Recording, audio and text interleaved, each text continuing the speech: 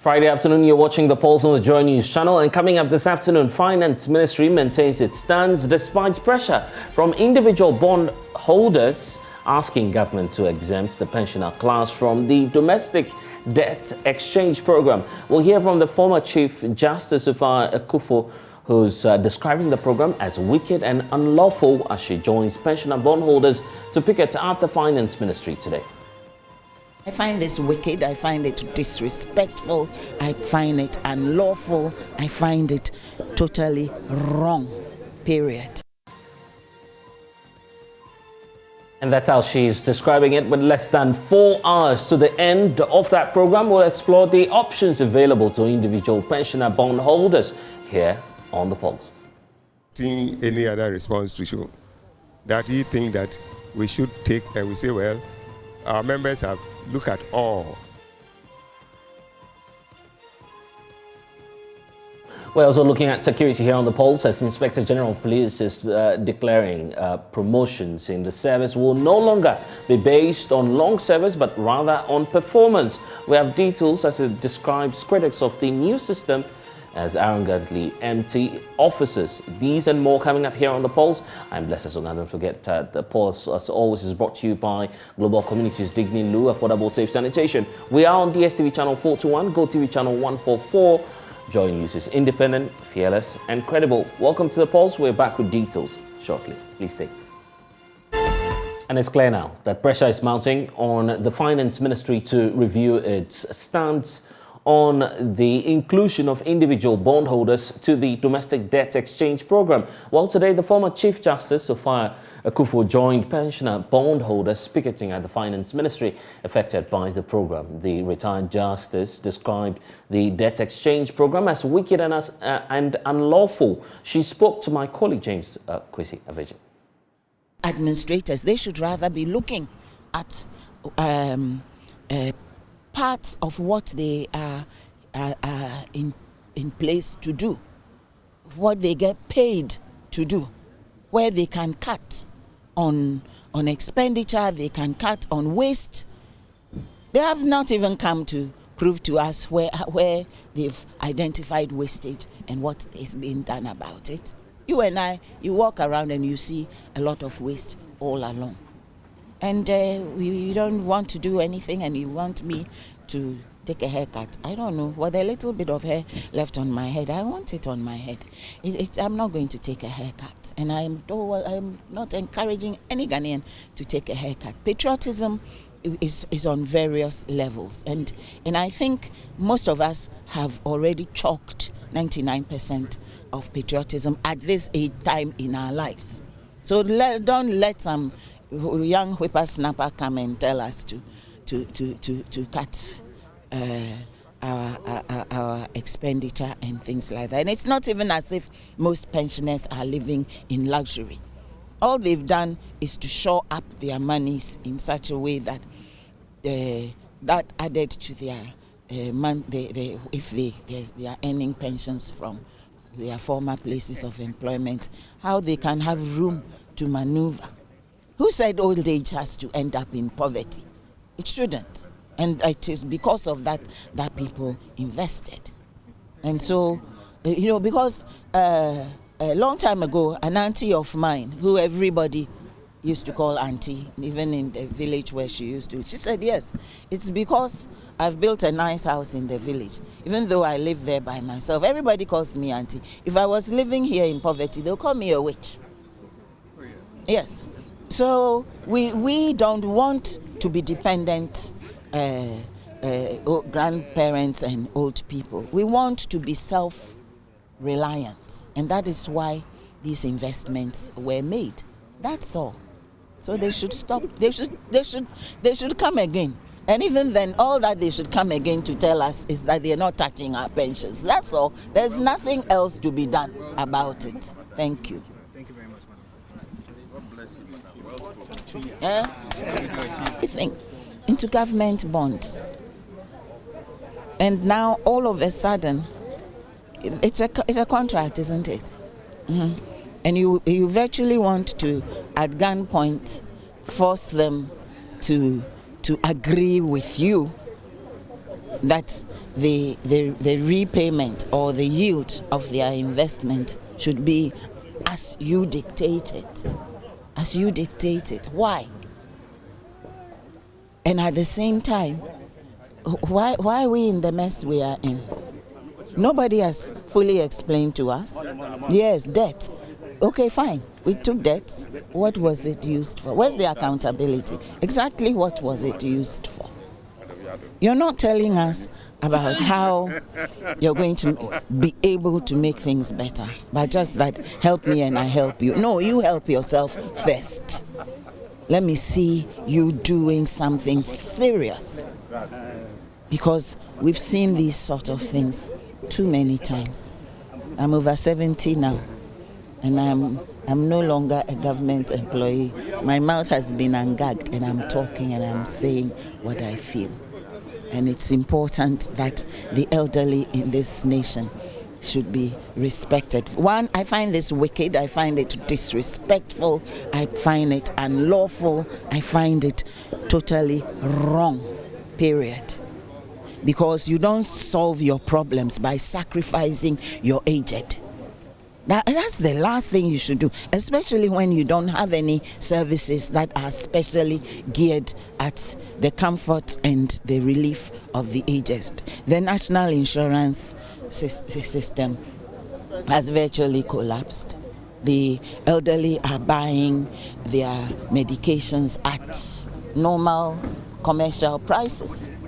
And I know a lot of people who have told me that they have timed the way they did their the investments so that at least every month there's something for them to be able to cover their medical bills with. Now people are asking pharmacists, oh, can I, is it safe for me, instead of 2, can I take 1 a day? Or if instead of 1, can I take half a day? How long can I continue like that before having a bad effect on me? Should it come to that after years of faithful service to the nation? So the Minister of Finance had better go back to the drawing board and come back with a better proposal, because otherwise nobody is going to. I'm encouraging people not to agree to sign up to anything. Yes, and if need be, we can all go to court. That's all. A contract is a contract, and it has to be respected. And if you want to renegotiate it, come to the table, one, with humility, and come with a yesable proposition, not take it or leave it. Yes, it's all of us, it's our duty to shore up our economy. But we voted government into power to take care of our economy. So we should see where the due diligence is before you tell an aged person to lend you money. Please, they should come again. This doesn't start, it's a non-starter. The only solution. And in any case, it's not a lawful solution. So they should not even go there. Because if they change the law today, it will not affect what has already accrued. And so, as a lawyer, what are the legal perspectives? Are there any remedies for this bondholder? Should government still maintain the position they have taken? They can take them to court, because there's a contract. And the contract said something. You did not, certainly in what I signed up, there was no clause in there which says when the government becomes and thinks it has become bankrupt, it will not pay you. So long as government has properties, I can sue them and I can claim my entitlements through there. But it should not come to that. I'm a Ghanaian citizen. There's today, but tomorrow Ghana will continue to exist, with or without Kenufuriata and so on and so forth. But deal fairly, deal respectfully, deal properly with people whose rights you know you're trying to trample on, and you're trying to use cajolement and dubious arguments and sentimentality. Listen, when you are old, when you're a pensioner, when you know where every penny you spend and need comes from sentiment does not arise. It's what is right that matters. So the years we've got left, by God's grace, let us live those years according to how we had, after many years of working faithfully. I think everybody here and every pensioner worked faithfully. We should allow faithfulness to pay. Faithfulness, principles, excellence, we should allow it to pay. And even if the government will not allow it to pay, people have invested the fruits of their excellence, and you want to throw it away because you think you can. No, you can't. He cannot. It's not lawful for him to do it, period. Well, the former Chief Justice drew the attention of the Finance Minister, who later invited leadership of the Individual Pensioner Bondholders Forum for a meeting. What was that conclusion after the engagement? Here's Dr. Edu Ananientri with details. The minister tried to explain the issues at stake, which we all know. There are things that we all know, especially when you opt out of this exchange and the treatability of your bond. That is a concern of the minister, that if the pensioners do not come under and get a new one, if you are holding your old bonds and there is a need for you to sell and get some money, maybe emergency, you have difficulty getting value for that. That is the treatability, the problem of treatability. That's the meaning of that.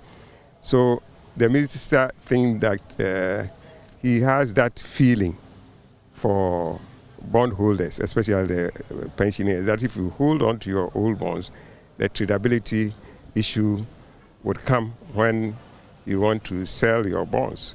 So that is fine. The explanation is okay. But we also told him that we have explained that to our members, that if we continue to hold on to the old bonds, and as the new bonds come into the market, the old bonds, the treatability will be a problem because of the tag that is associated with it, that government may be unable to honor its obligation and that kind of thing. So treatability will be there, problem of treatability. But our members are saying that they don't have a problem if they cannot trade their bonds. And they didn't buy the bonds to trade. They bought these bonds to hold on to maturity. What they are interested in is the coupons that they will be receiving. And in fact, some of them has already indicated that if he took even 15 years, he is not going to ask for that 15 years money to do anything. Many people might have bequeathed it to their children in their wills. That look, if I'm not there, I have a bond. Go and take the proceeds of the bonds. So while they are alive now, what they are thinking about is the coupons that will be coming to them regularly for them to buy, especially their medication. And if his coupon, he was already having, let's say, 25, 26, 28, 20, and now you are bringing it to 15, that is where the challenge is. So they don't care. And we told the minister, our members have even asked us to tell you that don't worry about the tradability. Don't worry about them, that they might not be able to trade their bonds if they want to trade it. They say that one, leave it to them. They don't want you to take that on as your part of your problem. Leave it with them. Let them be there and service their coupons. He also maintained that, well, it is voluntary, so you may opt out if you don't want. And I have to also argue that there's a difference between government exempting you or the issuer exempting you from this restructuring and you yourself opting out. I have worked in the market. The minister has also worked in the market. So I believe the two of us, we know that exemption is different from coming out of the exercising your option. And I say, if the issuer exempts you from a restructuring, the issuer is telling you that for these debts, I don't have a challenge. I can handle whatever there is that I have to handle. That is why I am not restructuring it.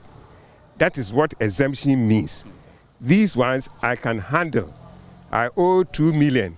I can handle 500,000. So for this 500,000, I won't restructure. The ones I cannot handle is what I'm restructuring. So that is exemption. But when the ones that I'm going to restructure, you decide not to come under it, you yourself decide that you want to opt out of that, that has not been exempted. That is one or two of holders. You are one of two holders or one of the holders of those bonds that I have said I may have some challenges handling the coupon and the principal payment. That is why I am restructuring. So if you don't come under that and there is a problem, then you ought to have known already that yes, the issuer said he may have challenges. That is why he was restructuring. And so if I didn't go under it, then I stand a risk, if it ever comes, that the issuer might not be able to pay. But if you have exempted me, then the issuer has given the assurance that for these bonds, for these days, I don't have a problem handling them, so I don't want to restructure. These are things that, well, it will come to a time that by, preference, you may have preference for something, or some people will have to be treated priority. If you owe people and you are paying, your money can't cover all, you go by priority. What do I do first? What do I do first? I say, well, that is fine. But if you have exempted me, at least I know I have a priority over the person who you didn't exempt, but he kept on holding it. So please exempt us so that we know we are in that category of exempted bonds, but not in the category of we opting out of the bonds. So please do the exemption for us. So we have said all this thing to the minister, that what we want is the exemption. There can be risks why you have exempted us, but I said the risks that will be associated with the exempted bonds is much, much lower than the risk associated with those that were not exempted, but you decided to keep out of the exchange. So that is what we have discussed, and we have said we want the exemption. So you should look at his figures and look at that and come and tell us. Otherwise, you keep on exercising our rights to be picketing here. What was his final decision? Well, he hasn't gotten any other response to show that he thinks that we should take, and we say, well, our members have looked at all. Your main concern of tradability, they say don't worry about tradability. They are not interested in that. They want to keep their coupons, their bonds, and get their coupons as they are getting. But if you exempt us, we are more assured than if we decide to opt out. Okay, so no finality to the matters here, and we're still inching closer, just hours away from that final deadline. We don't know if that will be the final one, but let's broaden the conversation now. I want to bring in Professor John Gachi, economist at the University of Cape Coast. Felix Kwame Nyako, Dr. Felix Kwame Nyako is a senior lecturer at the Nobel International Business School, and Daniel Ochema-Boaji is former government spokesperson on finance. Of course, later on, George Wiafe will be giving us updates on what's likely to happen, and Dr. Anani Entry is also the convener for the individual pension bondholders. Quite a packed day today. We'll unpack all of the matters happening now. George, if you are on with us, just give us a bit of an update, because that's critical to us. I'll bring in George shortly to give us the next line of action, likely what the finance minister may be doing in the next few hours. But let's hear from the pensioner bondholders as well. Probably something has changed in the last few hours. Dr. Anani, thank you for joining us here on The Pulse. Do we have any updates? Of course, you've told us that after your engagement with the finance minister, no concrete evidence that indeed there'll be an exemption. Do you have any updates now from your outfit? Thank you, but you are attempting to change my surname. The surname is Entry. Okay, Dr. Entry, yes.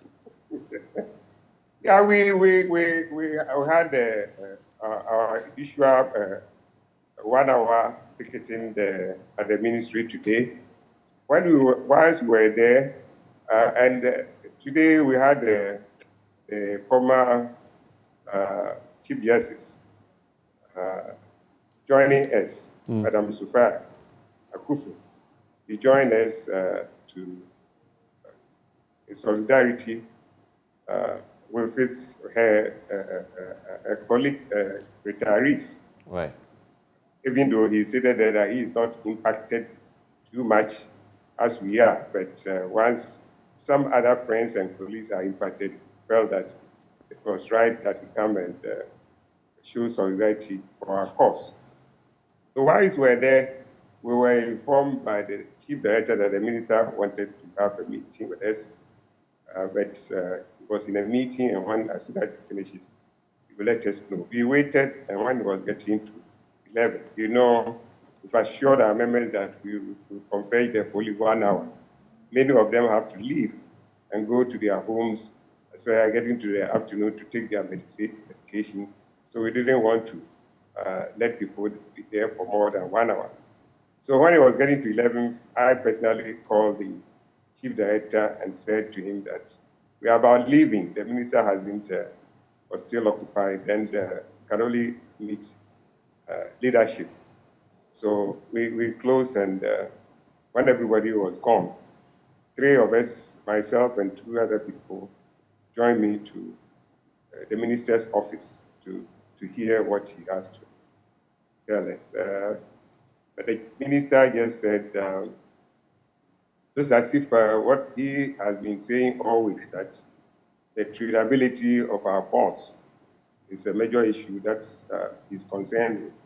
That if we still don't accept the new one and we are still the old, and if an old person, a time comes for it that you wanted to sell your bonds and realize some money to do 1 or 2 things, it will be difficult for you. So that is what he thinks our members should take note of in our and these were the words of the finance minister to you, but no clear indication on whether or not you'd be exempted. And we said to him that, well, it's not that we haven't explained the issues to our members.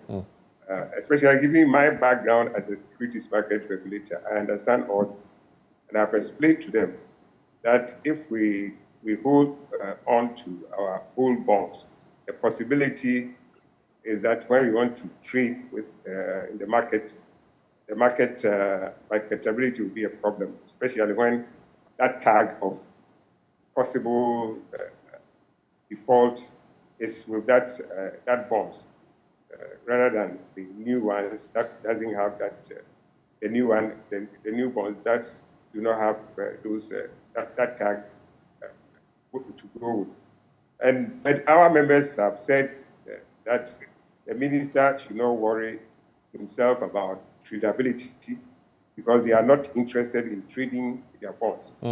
All that they are interested in is holding their bonds until maturity and getting their principal. So their interest is in their principal before payment and not going to sell their bonds to get back their money. So he shouldn't worry about that. And they don't want him to have that as a problem.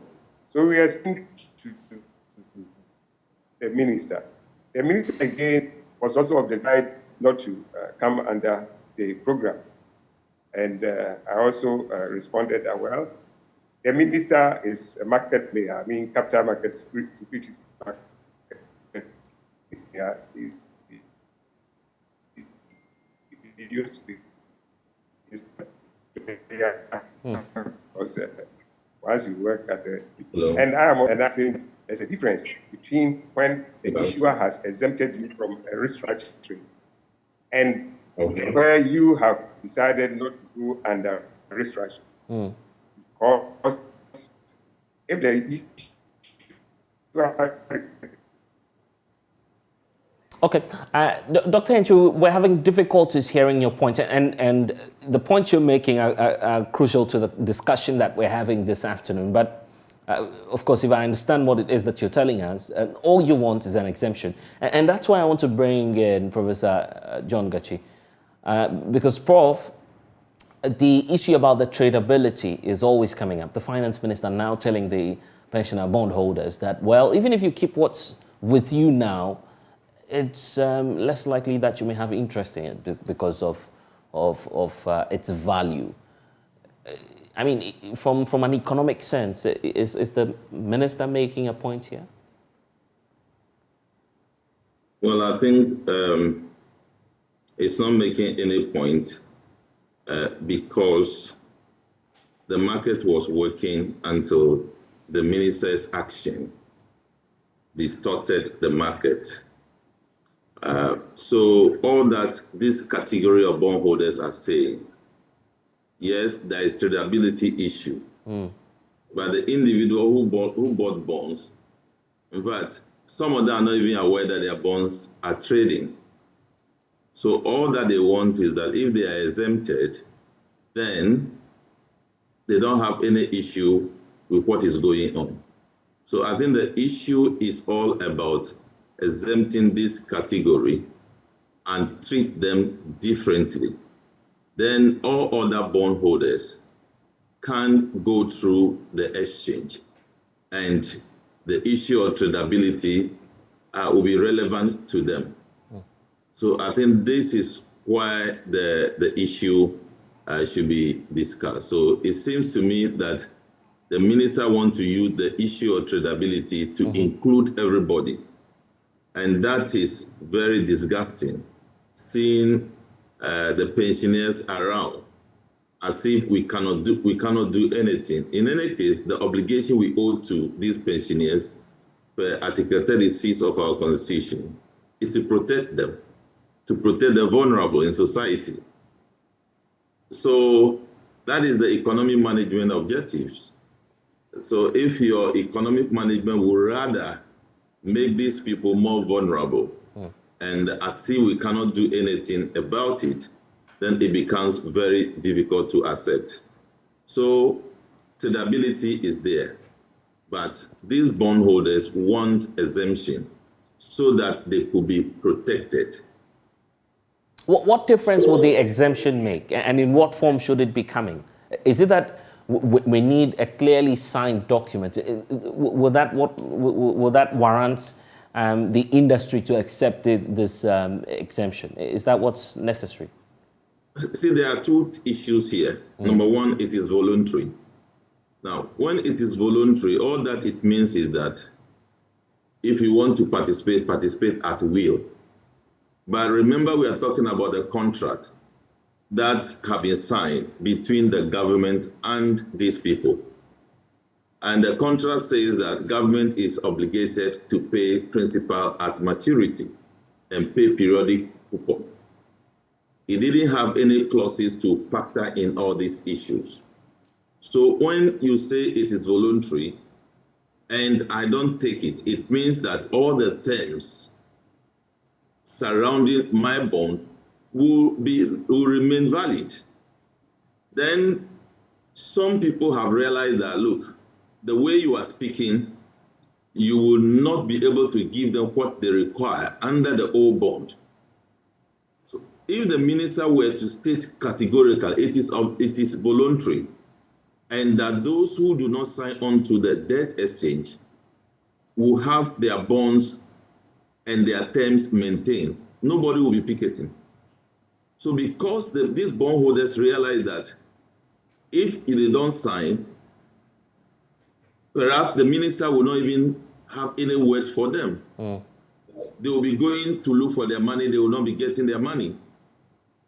So that's where the exemptions comes in. So exemption is only that, please, we are not part of the debt exchange program, and give us the assurance that you protect our investment, that the terms of our investment will remain the same.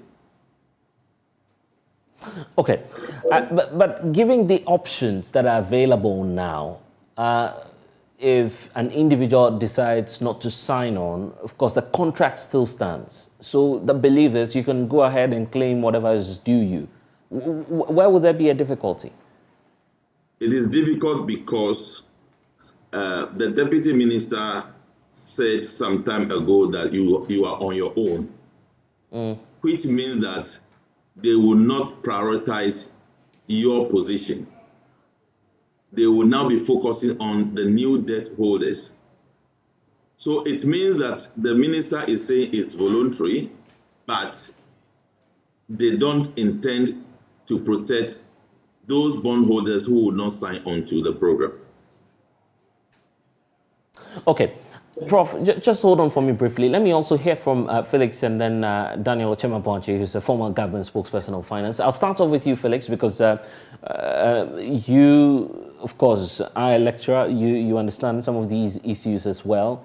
If someone walks up to you to say, well, this is the option I'm facing now, the time is running out. In fact, we just have a few hours to know what the next line will be from government's perspective. What would you advise such a person to do? Sign on and at least know that indeed your savings will be safeguarded. What would you advise? Well, yeah, thank you, and good afternoon to your cherished viewers and listeners. If it is me, if somebody walks to me, I would advise the person not to sign on. Not to sign on because, one, a contract is a contract. And for you to vary the terms of the contract, it must be agreed by both of us. So in this case, I expect government, in all things, should do a proper consultation with the individual bondholders. Let them understand where we are and why the need for us to do the debt exchange program. Either than that, my contract is contract and is valid. At least every month, if it is monthly, if it is quarterly, I need to receive my coupon rate, which I need to receive. But looking at how things are going, it's like at the government side, they are not also understanding what the individual bondholders are also going through. Somebody has invested for the whole life and want to be getting something at the end of the month. And you are telling me that this you can't get. And if you don't sign on, you are on your own. I mean, it doesn't add up well. You know, that is somebody's whole life investment. So I think that government must come on the board, must come on a clean sheet, listen to the individual bondholders as well, take a critical look at what they are saying. Like, for example, what Prof said. But you, the professionals, and of course, those of you who know about the workings in the industry, you do know that there's a risk to every investment you make. This is part of it, isn't it? Mm-hmm. There is a risk, and most of the times, everybody that goes to, if you go and buy government bond, the risk involved is minimal. Very, very minimal, because it is government, and we know that government comes, government goes, is government. So at the end of the day, definitely your principal plus interest will be paid at the end of maturity. Okay, so once it is government bond, the interest rate is the risk involved is very, very minimal. So in this case, all we expect government to do is to also listen to the individual bondholders. Okay. Look, if I have signed an agreement with you that this is what I'm going to do, and at the end of the day, you are supposed to pay me this, and then along the line, you think that you want to vary that very contract you and I have signed, what do you need to do? You need to come to me. Okay, we sit down and agree on the way forward, not to just say that, look, if you don't sign, you are on your own. That is an arrogant poster. Okay, but how about the point the finance minister made days ago? He says the economy needs to be stable so I can get the money to pay off. The economy needs to be stable, but we are where we are because of of how the finance minister was able to manage the economy. Okay, when he was going on the borrowing spree, was he not told in the face that the way you are borrowing, you are gradually sending this country to a ditch? He never listened. He never listened. You understand? He went on the borrowing spree, and we are where we are today because of mismanagement of the economy by the same person who is telling us that today that we should come to terms with him. When he took over the reins of the finance ministry in 2017, what did he say? He said that he is going to manage the economy well.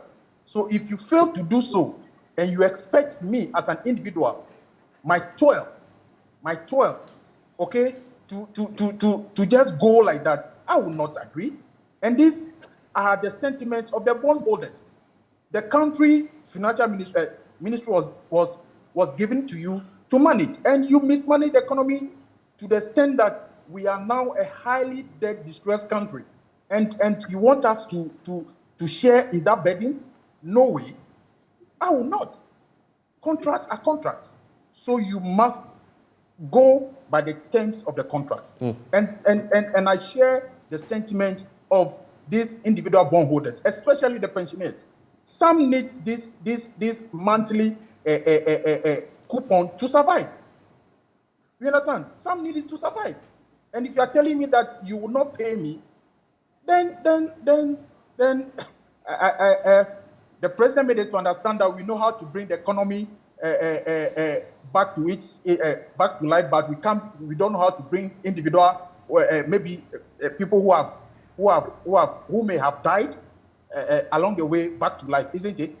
So therefore, for these pensioners to be alive, they need the coupon to be able to survive. Some need this to buy medicine. Okay, so for me, my advice is that the finance minister should listen to these individual bondholders. That wasn't the contract they signed. Okay, but this is where I want to bring in Prof. Gachi once more, because Prof, to be fair to government hasn't said anywhere that they would not honor the old bonds. Why not give them the benefit of the doubt then? I think you give the government the benefit of the doubt at your own peril, because body language, documents have spoken. Even the corporate entities are having problem because what they discuss is not what is in the document that they are supposed to have signed. So those issues are there. So it's like we are not truthful to the bondholders. So that is the issue. Of course, when a deputy minister comes out to say, that, look, if you don't sign on to this, you are on your own. What else do you want to hear? And when a finance minister told pensioners that you are excluded, and at another round he said that you are included, what do you want? What trust is left for the finance minister? There's no trust. So in capital market dealing, there should be some element of trust. That trust is eroded drastically. Then again, you were talking about risk, and we need to position that risk properly. You see, the bondholders have opportunity to go and buy share in some other company. But because we know the structure of risk is such that the structure of risk associated with bond is lower than that of shares. That is what they took to buy the bond. And also, the risk associated with government bond as opposed to other corporate bonds is that a government bond is lower than the corporate bond. So they have gone for the lowest, only to wake up one day to be told that your debt cannot be paid and we are going to restructure it. And you are not at the table. It was only restructured and imposed on you. As if government is no more a debtor. Government is a debtor, and the bondholders are creditors. So you need to go to them to agree with them as to what you want to do for them to buy in. And now that we are saying it's voluntary, those who don't buy in, you treat them as they deserve on their original bonds. That is what it means. All that the finance minister is saying, it doesn't make sense. It can only make sense when the individual bondholders agrees with him. If they don't agree, I do not think that we can press this forward further. And when we do that, then we become callous to the bondholders, especially the pensioners. And I said earlier on that the benefit of economic management to pensioners is for the state to protect them and to take them out of vulnerability. Now the state is behaving as if even when you are dying, I want to solve a problem. How can you solve a problem? Are we at war? For you to solve a problem and many of your people will die? So I do not think that, and we are gracious because we are no more talking about corporate entities. We are only talking about individual bondholders and especially pensioners. I believe we can exempt these people and still go through the program. But Prof, are we losing faith? The idea of this debt exchange program, it shouldn't sound as if this is what IMF imposed on us. My understanding of the IMF program is that government brings a program, then they assess the program and see that it fit for purpose, they can run it. So government sent to IMF that, look, you need to do debt restructuring.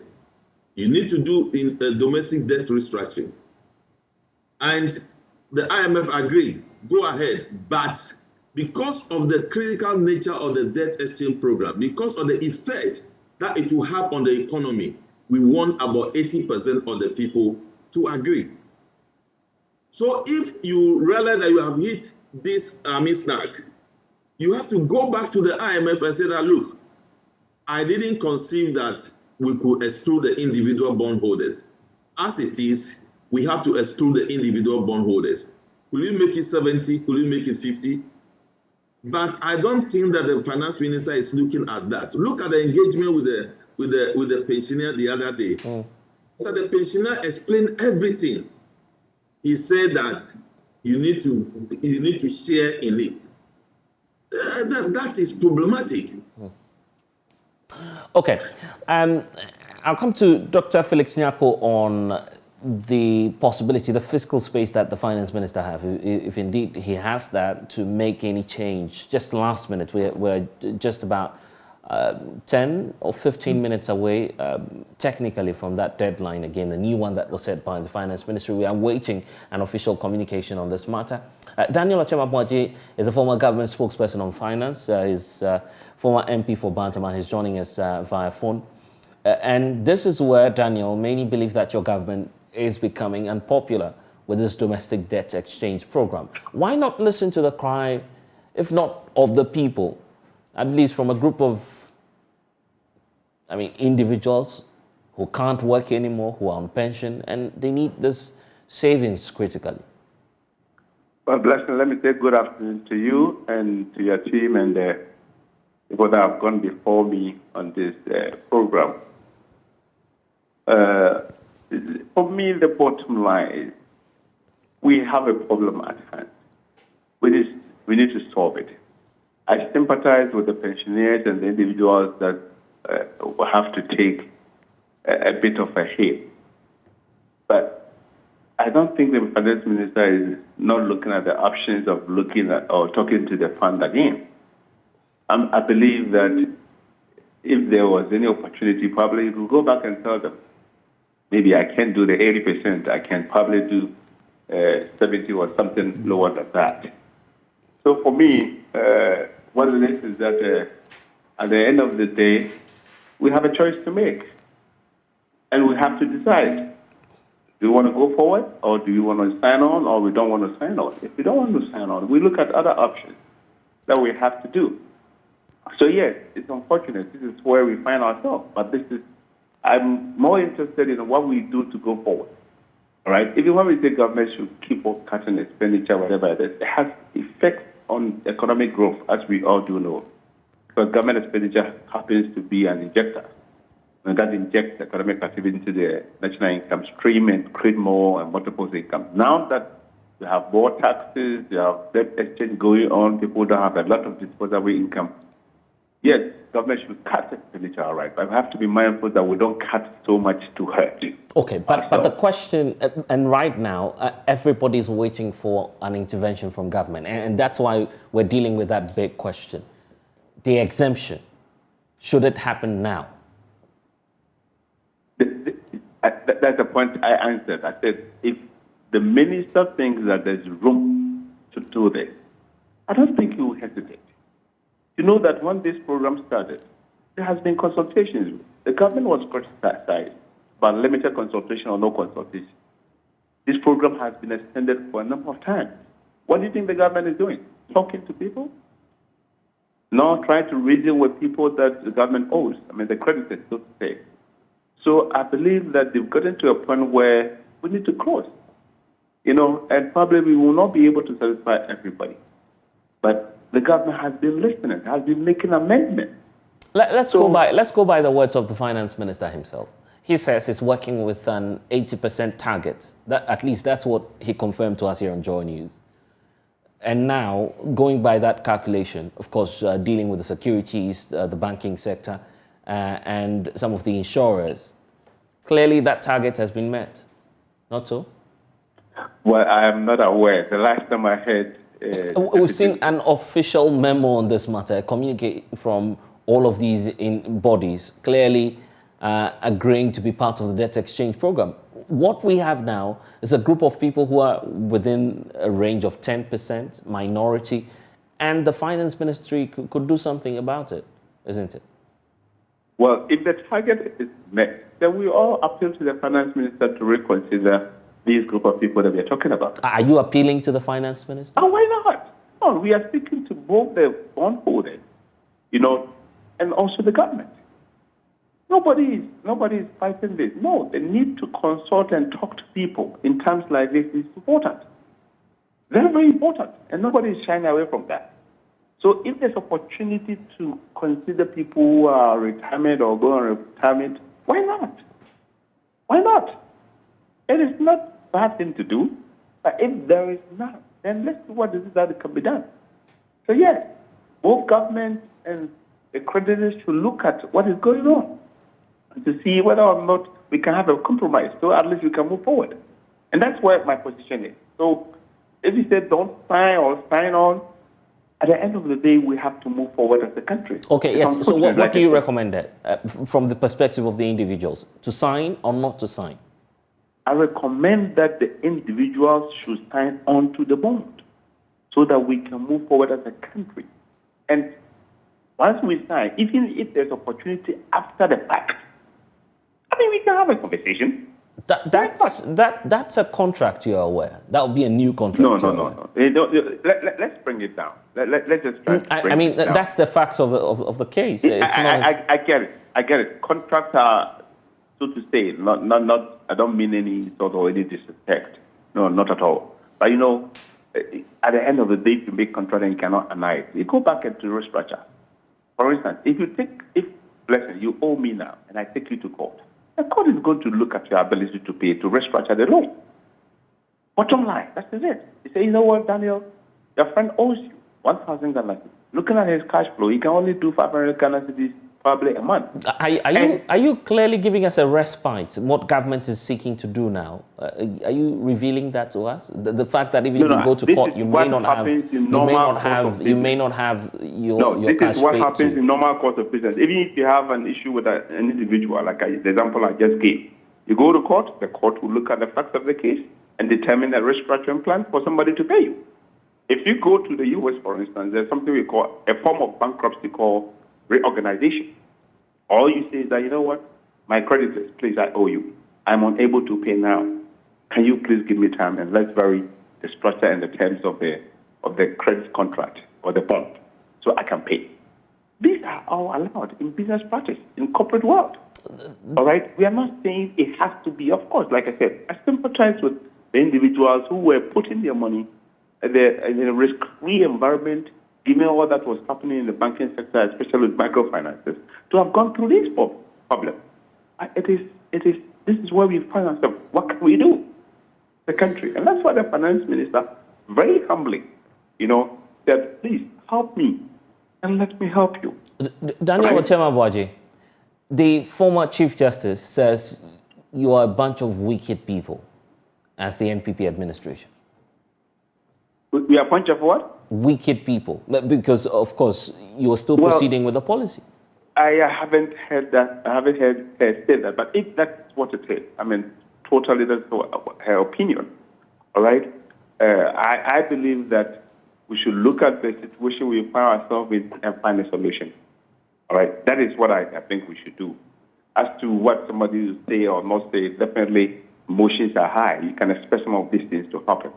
I'm not going to fault her for how she feels. No, I won't do that. But definitely, I believe that if there's a solution we can come up with from whatever quarters that will work for us, why not? The government has to reconsider its position, why not? If bondholders have to reconsider their position, why not? For me, the emotional issues that are coming out, those are expected, of course. Okay. Dr. Felix Nyako, the issue about the fiscal space for government to operate in, if indeed we exempt this individual pensioner bondholders, is that looking too good on our books now?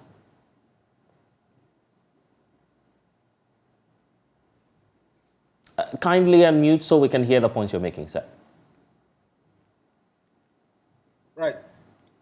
Am I okay now? Yes, loud and clear. All right. All right.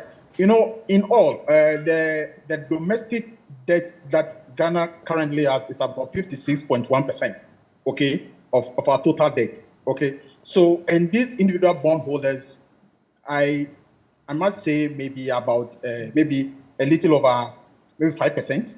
So if you have 56.1 and then you have just about 5% people who are individual bondholders, I mean, exempting them wouldn't be so bad. So when you exempt these people, at least the program would still go on, because let's not forget, you have the banks there, you have the insurance companies there, you have other corporate institutions out there. And if the finance minister is telling us that he's targeting 80%, I think by now, if you add the banking associations, the insurance institutions, and the other corporate institutions, we should be hovering around the 80% that he's talking about. So exempting these individual bondholders, for me, I think that we still have the financial space for the program to move on. Okay, but my only worry is that if we really want to sort of reduce our debt, government must be seen to be doing what is right. Look, we are talking about debt restructuring, and yet we have government still appointing ministers.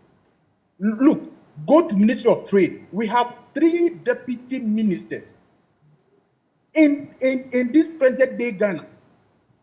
Government is spending money to go and have its Independence Day in the Volta region. And look at where we are now as a country. Can't we suspend the celebration of Independence Day looking at our economic situation? Government must be seen to be doing what is right. Then the citizenry would also, in one way or the other, support government so that the economy of Ghana will not crash. Okay, so for me, the individual bondholders should be exempted, and once they are exempted, it will not have any implication on the IMF deal that we are eager to sign in the near future. Okay then, many of you have been commenting on this on social media. George Weafe is looking on, gathering the details for us as we're just about 3 minutes from the official closing hours. Will the government do an extension once more? We're set to find out shortly. Dr. Entry is still with us. Doc, I'll come to you shortly, but let's find out from my colleague George Weafe if there's any updates as of now. George, what are we learning? Well, it's still working with what we picked up as a close of yesterday, doing a little over 70% in terms of participation. It looks like the collation, if I can use that loosely, is still ongoing on, but it appears that some exemptions had to be granted, and that is why government have to claw back initially they were on their way to get more than 80%, but it appears that some restructuring again has to go on in terms of exemptions, and that would put them a little above 70%. So based on what we are picking up as of now, they are still over the 70% range, and it's likely that they might not hit the 80% mark in terms of their initial target that they were looking for to describe this offer or this domestic program as successful. So why not collapse everything entirely and look for other options? After all, we're looking for the IMF program, and the IMF needs our intent. Why not revise that document now? Revise as in the target, I would say it could be very difficult. I think that what everybody agrees is that Ghana's debt should be restructured. The argument is what form should it take and who or which grouping should be exempted. And if you, again, based on what we are picking up, we understand that government has made some significant progress in terms of the preconditions that are needed to get the IMF board approval. One important thing was about the publication of the Auditor General's report that has been done. Another one is also about the Finance Ministry and the Bank of Ghana reaching an agreement with respect to zero financing. It appears that the legal document has been finalized, and then all other things being equal, very, very soon, the two institutions would approve that zero financing thing for government, and it will be taken to Parliament as well. Also, the utility tariff review, it has been done as well. And also some amendment to the laws in terms of how our extractive sector can be the fiscal regime, understand that has also been done.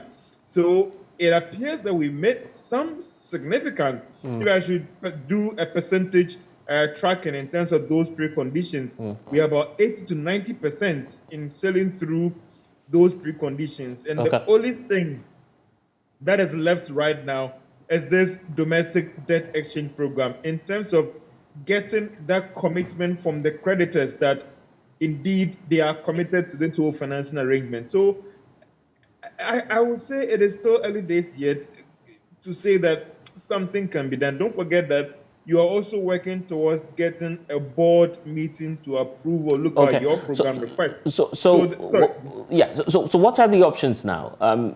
Any opportunity for someone looking on to sign the debt exchange, at least someone who's indecisive, looking at the time now, is it all over? Are there still opportunities for the person to explore? I think that this might, if again you engage persons with knowledge of this whole transaction, looking at the numbers that they have gotten, I doubt that this thing will be extended again. Don't forget that window that was opened was for those who were in the process, those who had started. Right. They needed some permission from their board, shareholders, and all those things. I know about some grouping that are working to bring in almost about 1 billion Ghana cedis that as of the afternoon, they were still in the process of submitting the necessary documentations as well. So I doubt that there will be any window for any fresh request to be placed, but it appears that what they are looking at now would just be those who were in the process. But again, one thing you want to ask yourself is that, so what will happen to those who would not sign? From what we are picking up, if, let's say, Sogah, you did not sign, it appears that government will still meet its obligations to you. The only challenge will be is that when at that point you want to trade that bond, that is where the challenge is. So if you don't sign up, government is still going to meet its obligations to you in terms of the coupon payment. And that is what we are picking up for. Right. We're still waiting for that to be official, though. But we're giving that's a bit of a hope for those who are out there wondering what may happen in the next few hours. Well, this is what we are picking up from very credible sources as well. Right, indeed. And you can always trust that. George Weafe, thank you for spending some time with us. Many of you on social media have been, of course, taking our polls as well. We'll get to that shortly. Dr. Entry, so from reliable sources, we understand that government may honor in some way, somehow, the bonds that you have, except that if you sign on to the new deal, there's a better option for you. What do you think about that? Okay, we'll get to that shortly. Let's do the social media polls now. Of course, we took to Facebook to find out your comments and what some of you have to say about the domestic debt exchange.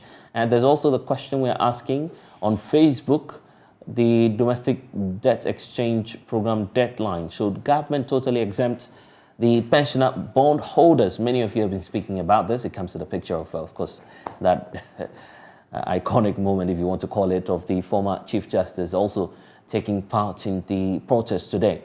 Elizabeth Dangma says, so will Ghana truly lack funds if it's time to pay the ex-gratia to politicians, says, I think, Rife. That's what she's asking. She goes ahead to say that if poor pensioners' money needs to be tempered with, then let's witness the same thing when your time of rule is over. I just hope that by then Ghana will not be economically stable to incur all those gargantuan expenses. I rest my case. So that's from Elizabeth as well. There's one coming through from Lotus. Lotus says, yes, they have served the country well, allow them to enjoy their retirement. Moreover, government has no social intervention in place to take care of their medical needs and others.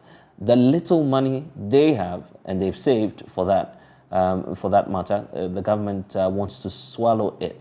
Pensioners have gone to IMF, so don't put that burden on them. Okay, Nana Sari says, please, she should give out all her Article 71 benefits. I guess she's talking about the former Chief Justice. And Chef Sheffrey is here. He says that it's a plus for her to come out, and you're talking about the former Chief Justice in this volume, but it could have saved the day if she had spoken earlier to avert some of these economic harshness by the Akufo-Addo administration. Okay, so these are some of the comments that are coming through. Professor Gachi, you're getting to see what Ghanaians also think about this.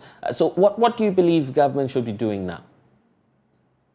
Well, I think let's address the statement your colleague made. I think it's a matter of trust. If there's any window, I think it should best come from the finance minister. Right. For it to be something that people can hold on to. Other than that, I think we should reject that because of the way the government has posted over the period of the debt exchange program. So you can ask your question. Let me answer. You feel I get it now. So you simply don't trust the finance minister at this moment, not at all, until you see that official statement confirming it. Exactly so. Why is that the case, though? Because he says, well, let's see what happens. Well, this is a man who has indicated a certain form of debt restructuring. He has to go back on that, set another deadline. And particularly, he openly said pensioners are not part, and pension funds are not part. But now, he has changed that position. So if somebody is changing position like that, it is difficult to do hearsay from close associate and announce that to the country that that is a position that is coming. I believe that is dangerous. So until we hear from him, we don't have to, And I feel for the pensioners so much. I also do know that there are so many individual bondholders and pensioners there who don't want to talk. They want people to speak for them. And I think we're happy to see the former Chief Justice today to speak her mind to the authorities to appreciate the category within which the pensioners are. There are parliamentarians who have made investment from which they use the coupon to cater for their constituency. They are also there. They are not talking. There are ministers in this government who have made huge investment. They are not talking. So I think nobody is against the debt exchange program. But for this category of people, something should be done to protect them. And just before we go, Prof, for those who are not able to paint that mental picture, what would be the worst case scenario, the direct impact on the economy if these people are not exempt? Well, you can just see those people who are talking about medicine. They cannot buy their medicine, and perhaps they will die earlier than they're supposed to stay. So that will be a reflection of the program on them. Nobody will be there to cater for them. This economy doesn't have any social protection for the aged. So it's a huge concern. And even that, the fact that we succeed in the debt estate program does not mean that the financial sector will not have huge problem with liquidity, will not have problem with erosion of their capital base. It will take a very long time for some of the financial institutions to start paying dividend to their shareholders. These are reflections we will be having in the financial sector, both pensions, insurance companies, banks, etc. So that will be there. And the individuals who use the bond proceeds as a means of income, those income will not be there and suffering will set in. Right. Professor Gachi, thank you for joining us. Let's run off. Of course, Dr. Felix Nyako is on, Daniel Ochema-Poagyeh. I'll give the final words to you. Let me start off with you, Dr. Nyako.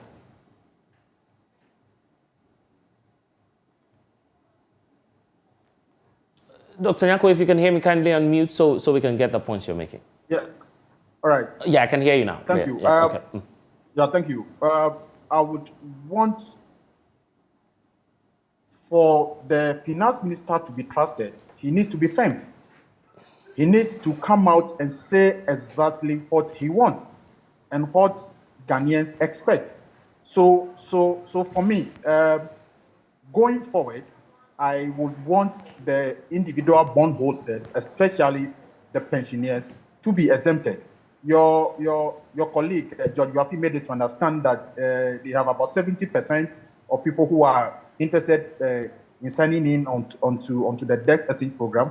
And I think that at least that is okay. So exempting the individual bondholders and the pensioners from it wouldn't harm the program at all.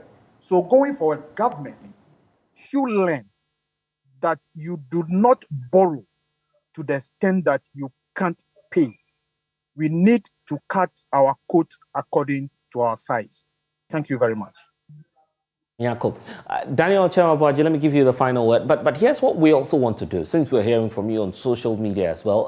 The details of our Zoom link will be on the screens now. Let's open up. Let's, of course, get a sense of how you're equally scared that you may be affected out of this domestic debt exchange program. Share your thoughts with us via Zoom. And, of course, you can be a part of the show today. So that's what we'll do.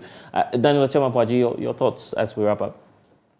I would say is that I wish we have a successful end to this. And there's an opportunity to reconsider, even after the deadline, to reconsider the pensioners. That would be an option that I would support.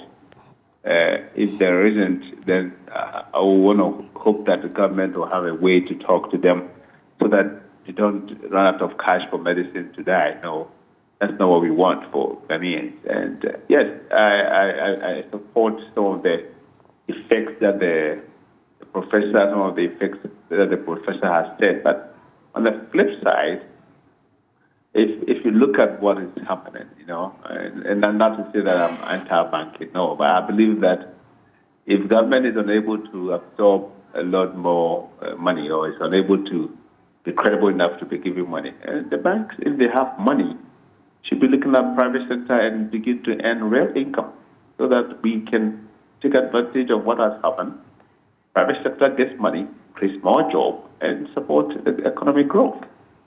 Mostly, we have seen that most banks, most commercial banks in the past have always been pushing the money towards government, and rightly so, because of the level of risk. But then, given what is going on, I'm sure they still do have money.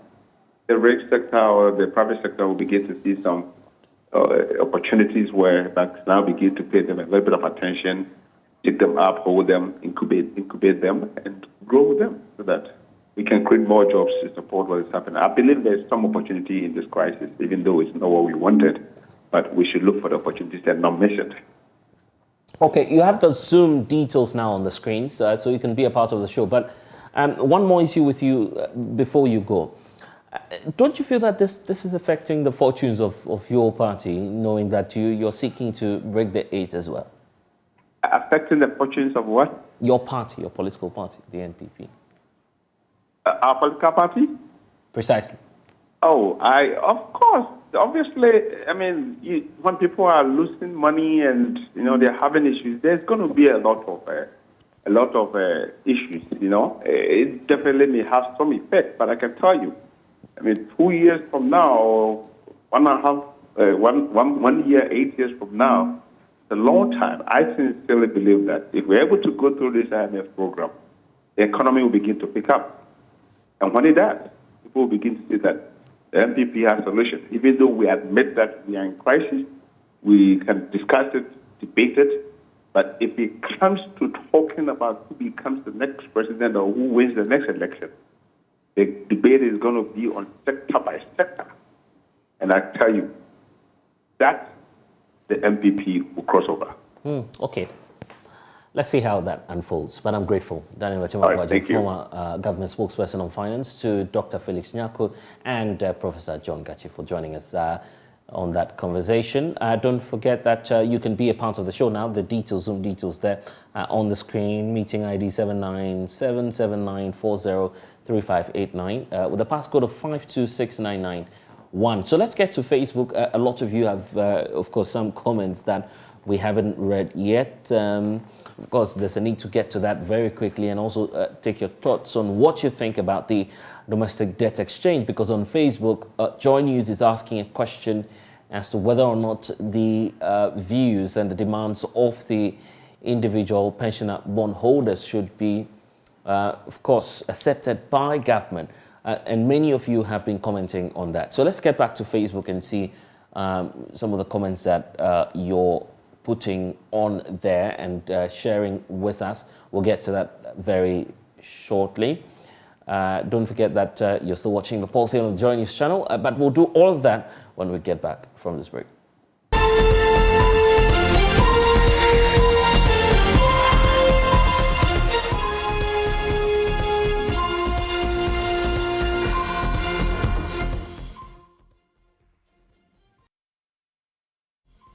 And you're welcome back to The Pulse. Let's get back to social media, but in the meantime, don't forget that you have the details of our Zoom connection on your screens coming up shortly. Just giving you a sense of what others are also saying on social media while we wait for you to join the Zoom conversation. Of course, the meeting ID is there. Today, it appears that it's all over because you would not be able to sign on to the domestic debt exchange program. But of course, share your thoughts with us on how government has approached this so far. Some of the comments on social media there. So we've done Chef Sherry, but now let's deal with Agoma Patrick, who's on Facebook as well. He says that government should use the ex-gratia for the domestic debt exchange program and leave the poor pensioners alone. Why can't government cut down its expenditure, but rather wants the bondholders to cut down their income? Ken, he believes, is a very wicked and heartless leader. Dear God, please deliver us from the administration, he continues to say. Bra Bana says that no, they shouldn't. In fact, they should find a way to include media houses and heavily burden them so that it affects journalists and their salaries as well. That's coming through from Brabana. Of course, that's your view as well. So let's just welcome some of you who are joining us, of course, on Zoom. So let's start off. Kindly introduce yourself and then share your thoughts. Okay, it appears we're having challenges getting through there. Of course, we'll get your thoughts shortly, but if you're on, just unmute and of course just share your thoughts with us. There's more, I mean, there's a lot of comments as well that many of you are equally sharing on social media. We'll get to that shortly. Hello there. Welcome to The Pulse, and let me hear your thoughts as well.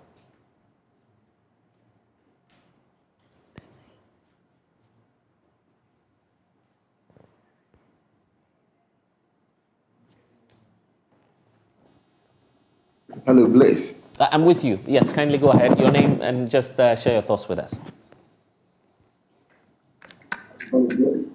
I'm with you. Yes, kindly go ahead.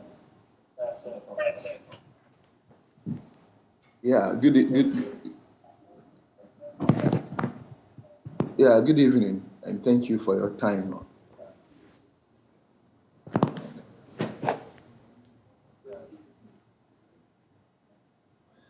Okay. I have been following the conversation since it started in December of this debt restructure. By the way, my name is Martin Luther Kujo, and I'm speaking to you from Adabokromi, the BIS district. I think that we, as the people of the nation, are somehow undecided and very, very, very, very morally corrupt. Because at the beginning of the bond, the DDE, government said he has exempted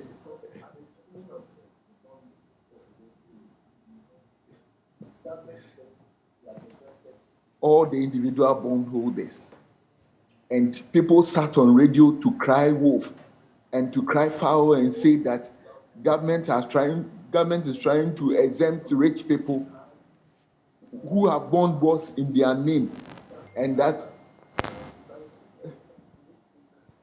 then is trying to rope in those that are poor that are involved in collective investment schemes. And government went back and came back with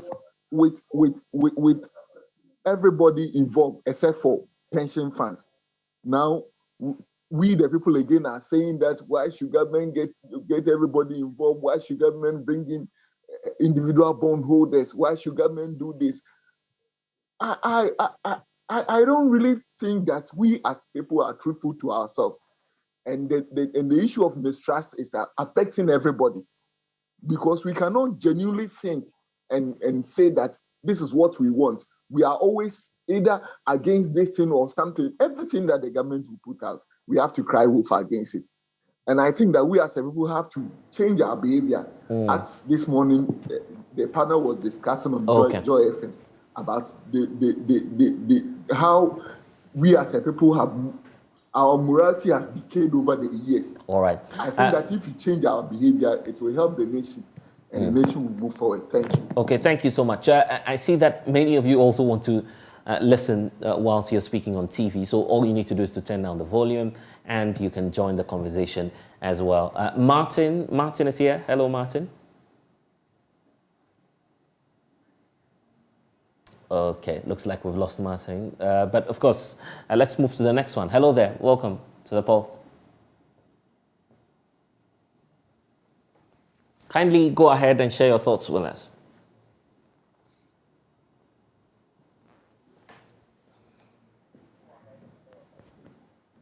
Okay, like we've lost Martin. Let's move to the next one. Hello there. Welcome to The Pulse.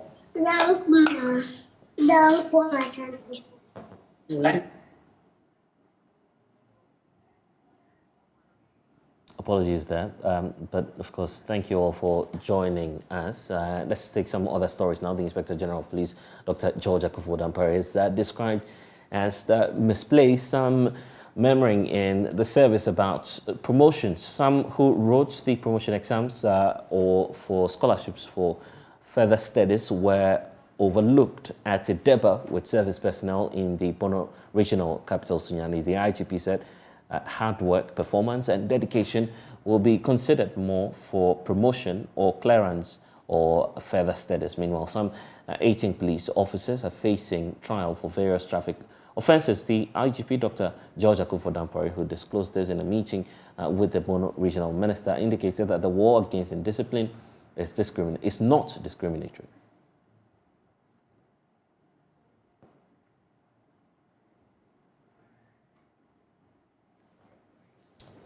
Now, Vice Chancellor of the University of Media Arts and Communications, Professor Kwamina Konsa-Edu, is this afternoon dismissing claims that the Ghana Institute of Journalism chapter of the University Teachers Association is threatening to withdraw from the UNIMAC. Media reports suggest that some GIJ lecturers were worried about the lack of clarity in the merger deal that brought together 3 public universities, GIJ, the National Film and Television Institute, NAFTI, and the Ghana Institute of Languages under one umbrella. Responding to concerns, Professor Kwamina Konsa-Edu says his office has not received any official complaints from lecturers concerning the merger. He spoke to my colleague Faustina Safo in a yet-to-be-aired interview on Joy Campus. Like every merger or everything, people have concerns. So my understanding is that UTAG GIG had some concerns. They had a meeting where they raised some of those concerns. They were supposed to put things together and meet management, something along those lines. And then somebody leaked the minutes of said meeting. So they didn't even go out. That's what UTAG executives told me. They didn't go out to the media to say this is our story even. So officially you haven't received the minutes of that meeting? No, I haven't. I cannot say UTAG has given me ABC, these are my concerns and these are their concerns, and so I am proceeding to respond to them. Because they have not officially communicated that to me, all I know is what was in the media. Most of the stories said GIJ UTAG threatened to withdraw. The idea that GIJ UTAG can threaten to pull out of the merger is a non-starter. GIJ did not create the merger.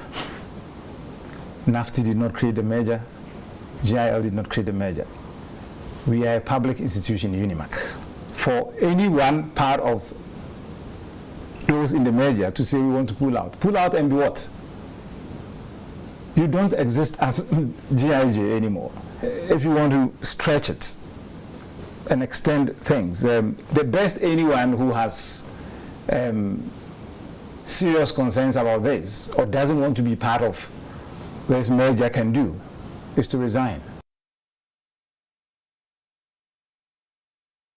Well, let's take you now to Parliament, where there were heated exchanges between the majority leadership of the floor and that of minority over the Electoral Commission's controversial constitutional instrument. The CI, amongst others and other regulations, is making the Ghana card to sole identity document acceptable as proof for nationality. Listen to Deputy Majority Leader Alexander Afenyo-Marking presenting the business statement for next week and indicating the plan to lay the document. Mr. Speaker, it is expected that the CI will be laid. It is expected. The Electoral Commission may lay its CI. Mr. Speaker, if you look at the Constitution, the Article 11C is clear. Article 11C is clear on the mandate of Parliament when it comes to executive instruments, legislative instruments, and constitutional instruments. So, whereas Parliament has a mandate to scrutinize, Parliament cannot also obstruct a constitutional body from undertaking its work merely because it has some disagreements. Parliament has a mandate through its subsidiary committee on legislation to have a critical look at it, but Parliament cannot obstruct or prevent a constitutional body which has a constitutional mandate to conduct public elections.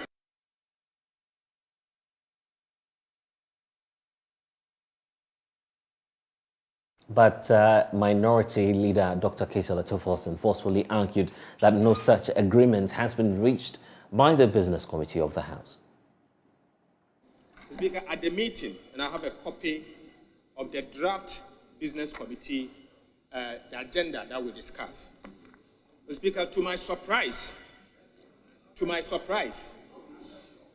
I have seen introduction of the CI, which was never discussed at the Business Committee meeting. For the deputy majority leader, who did not attend Business Committee meeting, to stand here and to make a pronouncement that this was agreed upon.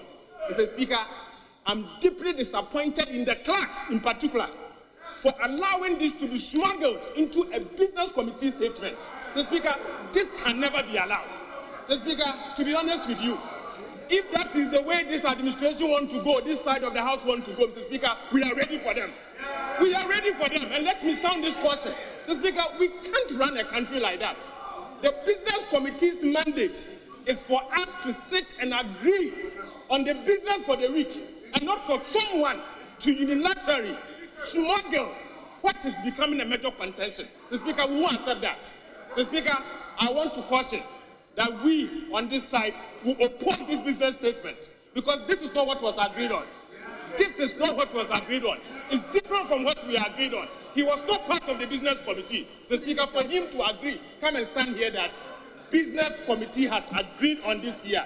So, Speaker, please, we will not accept this. And I put you to that. We will not accept this. Both Minority Chief Whip governs Kwame Agboja and his deputy Ahmed Ibrahim, in a fiery response, accused the majority leadership of seeking to fraudulently lay the CI in Parliament.